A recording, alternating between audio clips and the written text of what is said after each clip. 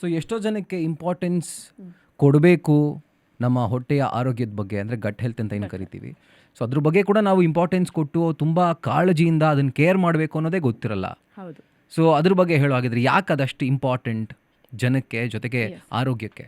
S, ಒಂದು simple example ಅಂದರೆ Covid ಆದಮೇಲೆ ಸಡನ್ನಾಗಿ ಎಲ್ಲರಿಗೂ ವೈಟಮಿನ್ ಡಿ B12 ಡೆಫಿಷಿಯನ್ಸಿ ಇದೆ.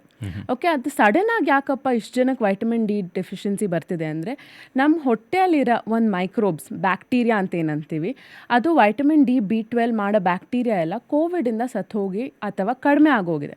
ಸೊ ಅಬ್ಸಾರ್ಪ್ಷನ್ನೇ ಆಗ್ತಿಲ್ಲ. ಸೊ ಅದರಿಂದ ನಮಗೆ ವೈಟಮಿನ್ ಡಿ B12 ಡೆಫಿಷಿಯನ್ಸಿ ಆಗ್ತಿದೆ. ಅದರಿಂದ ಏನಾಗ್ತಿದೆ, energy depressions, mood swings, hair fall ಇದೆಲ್ಲ ಜಾಸ್ತಿ ಆಗ್ತಿದೆ.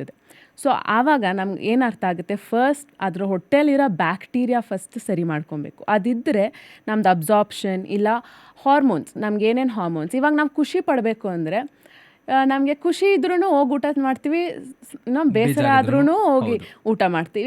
ಯಾಕಂದರೆ ಅಲ್ಲಿರೋ ಹಾರ್ಮೋನ್ಸ್ ರೆಗ್ಯುಲೇಟ್ ಮಾಡೋ ಬ್ಯಾಕ್ಟೀರಿಯಾ ಇರುತ್ತೆ, ಅಂದರೆ ಸೆರೋಟೋನಿನ್, ಖುಷಿ ಪಡೋ ಹಾರ್ಮೋನ್ ನಮ್ಮದು ಇರೋದು ಗಟ್ಟಲ್ಲಿ. ಸೊ ಈ ಥರ ಎಲ್ಲ ಹಾರ್ಮೋನ್ಸ್ ಆಗಲಿ, ನಮ್ಮ ಮೂಡ್ ಸ್ವಿಂಗ್ಸ್ ಆಗಲಿ, ಇಲ್ಲ ವೈಟಮಿನ್ಸ್ ಅಬ್ಸಾರ್ಪ್ಷನ್, ಪ್ರೊಡಕ್ಷನ್ ಎಲ್ಲ ಗಟ್ಟಲ್ಲಿ ಕೂತಿದೆ. ಓಕೆ, ಅದೆಲ್ಲ ಬ್ರೈನಲ್ಲಿ ಆಗಲ್ಲ, ಅದು ಗಟ್ಟಲ್ಲಿ ಆಗುತ್ತೆ. ಸೊ ಫಸ್ಟ್ ಆ್ಯಂಡ್ ಫಾರ್ಮೋಸ್ಟ್ ನಾವು ಅದನ್ನು ಸರಿ ಮಾಡಿಕೊಂಡ್ರೆ ಏನೇ ವೈಟಮಿನ್ ಡೆಫಿಷಿಯನ್ಸೀಸ್ ಇದ್ದರೂ, ನಮಗೆ ಮೂಡ್ ಸ್ವಿಂಗ್ಸ್ ಇದ್ದರೂ, ಎನರ್ಜಿ ಡೆಫಿಷಿಯನ್ಸಿ ಇದ್ದರೂ, ಏನೇ ಇದ್ರೂ ಗಟ್ಟಿಂದನೇ ನಾವು ಸರಿಪಡಿಸ್ಕೊಬೋದು.